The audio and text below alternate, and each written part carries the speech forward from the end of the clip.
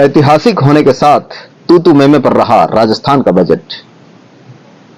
असल बात तो यह है कि राजस्थान का बजट पेश कर दिया गया, लेकिन काफी हंगामे के साथ रहा कार्यक्रम। वित्त मंत्री के रूप में दिया कुमारी ने भजनलाल सरकार का पहला बजट पेश किया।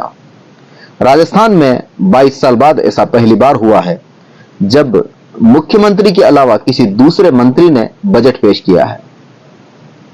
बजट पेश करने से पहले उन्होंने पिछली सरकार पर जमकर निशाना साधा। उन्होंने हिसाब लगाकर बताया कि कैसे पुरानी सरकार ने बिना प्लानिंग के एक के बाद एक कार्यक्रम लॉन्च किए और राजस्थान को कर्ज में डुबा दिया। दिया कुमारी ने बताया कि विरासत में उन्हें 5.80 करोड़ का कर्ज मिला है। इसके बाद कांग्रेस के विधायकों ने हंगामा चालू कर दिया। काफी हंगामे और तू मैं के बाद दिया कुमारी से कहा गया कि आप बजट पढ़िए, दिल्ली से लिखा आया है वह पढ़िए, लेकिन कोई टीका टिप्पणी मत कीजिए। चलिए अब आपको बताते हैं कि बजट में क्या खास रहा। किसानों को गेहूं पर 125 रुपए प्रति क्विंटल बोनस का ऐलान किया गया। इस पर 250 करोड़ रुपए का खर्च होगा। किसानों को ड्रोन से खेती की तकनीक को बढ़ावा देगी भजनलाल सरकार। प्रदेश में मिलेट्स के उत्पादन को बढ़ावा देने के लिए किसानों को बीज उपलब्ध करवाएगी सरकार। किसान क्रेडिट कार्ड की तर्ज पर अब गोपाल क्रेडिट कार्ड उपलब्ध कराए जाएंगे। 70,000 पदों पर नई भर्तियां होंगी। युवाओं की काउंसलिंग के लिए समस्त संभाग मुख्यालयों पर युवा साथी केंद्र बनेंगे।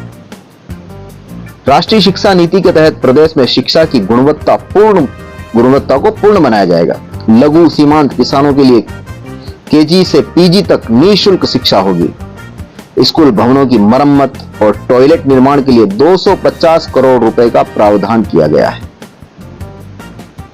आर्थिक रूप से कमजोर छात्र छात्राओं को कक्षा 1 से 8वीं तक के समस्त छात्रों और कक्षा 9वीं से 12वीं तक की छात्राओं को 1,000 रुपए प्रति वर्ष दिया जाएगा। 70 लाख छात्र छात्राओं को इसका लाभ मिलेगा। जयपुर के पास हाईटेक सिटी विकसित की जाएगी। इसमें आईटी, एआई, एमएल सहित अन्य न्यू सब्जेक्ट्स के संस्थान स्थापित करने के लिए कंपनीज को छूट दी जाएगी। ओलंपिक्स में भाग लेने के लिए प्रदेश के 50 युवाओं को ट्रेनिंग के लिए जयपुर में सेंटर ऑफ एक्सीलेंस स्थापित किया जाएगा, जिस पर 100 करोड़ रुपए खर्च प्रस्तावित है। गरीब परिवारों में बालिका के जन्म पर 1 लाख रुपए का बॉन्ड दिया जाएगा। इसके लिए लाडो योजना शुरू की जाएगी। लखपति दीदी योजना के अंतर्गत प्रदेश की महिला स्वयं सहायता समूह में 5 लाख परिवारों की आय 1 लाख रुपए वार्षिक से अधिक ले जाने का लक्ष्य रहेगा। प्रधानमंत्री मातृ वंदन योजना में गर्भवती महिलाओं को 6500 रुपए की सहायता दिए जाने की घोषणा की गई। वहीं 18 से 45 वर्ष के आयु के श्रमिक और वेंडर्स के लिए मुख्यमंत्री पेंशन योजना लागू की जाएगी। इसमें 60 से 100 रुपए मासिक प्रीमियम देने पर 2,000 रुपए मासिक पेंशन दी जाएगी। इसमें राज्य सरकार 400 रुपए प्रीमियम देगी। वरिष्ठ नागरिकों के लिए, बुजुर्गों के लिए रोडवेज किराए में 50% की छूट दी जाएगी, 50% डिस्काउंट। कर्मचारियों को पदोन्नति में डीपीसी के लिए 2 साल की छूट। वेतन और जीपीएफ की सारी सूचनाएं मोबाइल ऐप पर उपलब्ध कराई जाएंगी। पेंशन रिटायरमेंट डे पर ही जारी कर दी जाएगी। घर से ही डिजिटल लाइन सर्टिफिकेट जारी कर सकेंगे कर्मचारी जो है वो घर से ही डिजिटल सर्टिफिकेट जारी कर सकेंगे। पंचायती राज संस्थाओं के जनप्रतिनिधियों के मानदेय में 10% का इजाफा किया जाएगा। पुलिस आधुनिकीकरण के लिए, पुलिस प्रशासन के डेवलपमेंट के लिए 200 करोड़ रुपए का फंड दिया जाएगा। नए पुलिस थानों में साइबर हेल्प डेस्क तैयार किए जाएंगे। ब्लैक बेल्ट को स्पोर्ट्स कोटा में शामिल किया जाएगा। मीसा और डीआरआई के लिए पेंशन योजना पिछली सरकार ने 2019 में बंद कर दिया।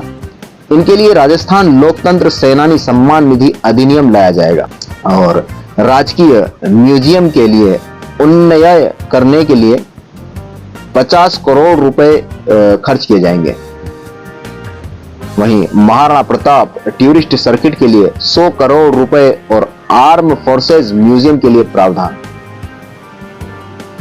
प्रदेश की अर्थव्यवस्था को पटरी पर लाने के लिए राजस्थान इकोनॉमिक टास्क फोर्स के गठन का निर्णय सरकार ने लिया है। एमनेस्टी योजनाएं लाई जाएंगी जो 31 जुलाई 2024 तक प्रभावित रहेंगी। Online integrated tax management system को प्रभावी बनाया जाएगा। अनिवार्य फिटनेस टैक्स की व्यवस्था लागू की जाएगी। चीनी और गुड़ पर मंडी शुल्क समाप्त करने का ऐलान किया गया है। जमीन पर लैंड टैक्स लगाने के कारण कानूनी समस्या के चलते इसे समाप्त करने की घोषणा की गई। जमीन टैक्स को समाप्त करने की। सौर ऊर्जा के लिए राजस्थान में पीएमयू का गठन कर घरों पर 5 लाख से अधिक सोलर यूनिट का गठन किया जाना प्रस्तावित। इससे प्रति माह 300 यूनिट तक फ्री बिजली मिल सकेगी, निःशुल्क बिजली मिल सकेगी। बड़े शहरों के लिए 500 इलेक्ट्रिक बसें शुरू की जाएंगी। सिटियों में 500 इलेक्ट्रिक बसें टोंक रोड के साथ सीतापुरा अंबावाड़ी से होते हुए विद्यानगर तक मेट्रो रूट करने के लिए डीपीआर तैयार करवाए जाएंगे। जल जीवन मिशन में 25 लाख ग्रामीण परिवारों को नल से जल दिया जाएगा। इसके लिए 15,000 करोड़ रुपए का खर्च प्रस्तावित है। पूर्वी राजस्थान नहर परियोजना ईआरसीपी के लिए 45,000 करोड़ रुपए प्रस्तावित। पिछली सरकार ने 37,200 करोड़ रुपए की डीपीआर तैयार की थी।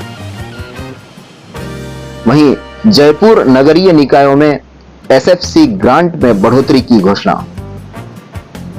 20 मंदिरों के विकास के लिए 300 करोड़ रुपए। वंचित क्षेत्रों के लिए 1,000 करोड़ रुपए का प्रावधान।